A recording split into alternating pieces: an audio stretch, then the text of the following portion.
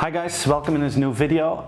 This time I want to talk about the difference between the digital phase 3 that is beginning right now and the other two phases. If you ask me about the evolution of digital, I think the mainstream internet started in 1995 when we could access websites for the very first time. Then phase 2 started in 2007 with the arrival of the iPhone and the rise of social media, mainly Facebook in the beginning, Twitter after that.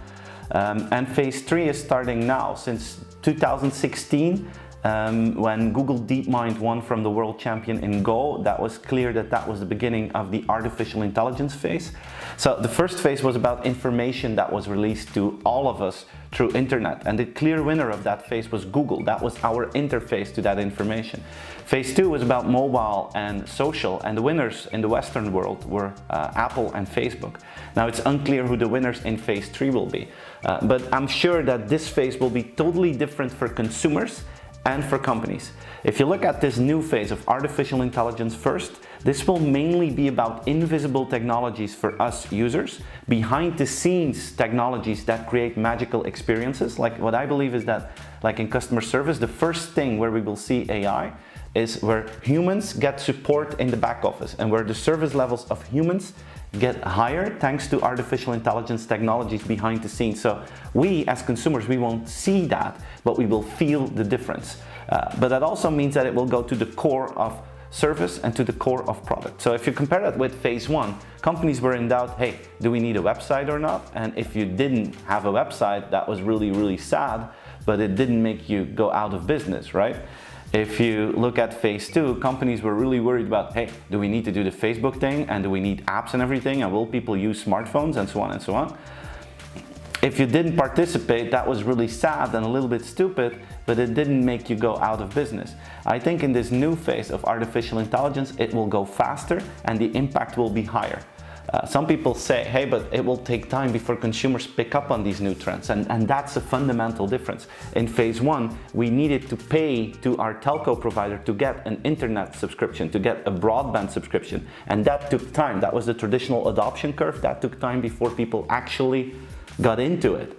Same with mobile. In the beginning, the innovators were wild about the iPhone and other smartphones, but it took a number of years before we went over that, that house curve at a certain moment, which means that people needed to invest quite a lot of money to buy a smartphone.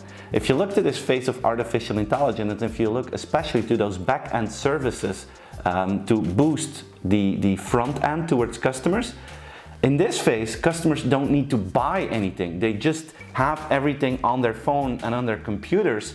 So that means that you don't have that traditional adoption curve. People will have all the tools in their houses. They will have all the tools in their hands. So the adoption is already there, which means it will go really fast, especially if you know that the big technology companies, they're already in this mindset of artificial intelligence first. They have been like this for the last 2 years, but they're speeding up their game. And if you know that an average consumer spends about 70 to 80% of his time on his phone with digital superhero companies like Amazon, like Facebook, like YouTube, like Google, we're getting used to it, and we don't have to do anything. We don't have to invest in anything as consumers. We're just getting used to higher services. And I think that's the crucial difference between phase 1 and 2 and phase 3.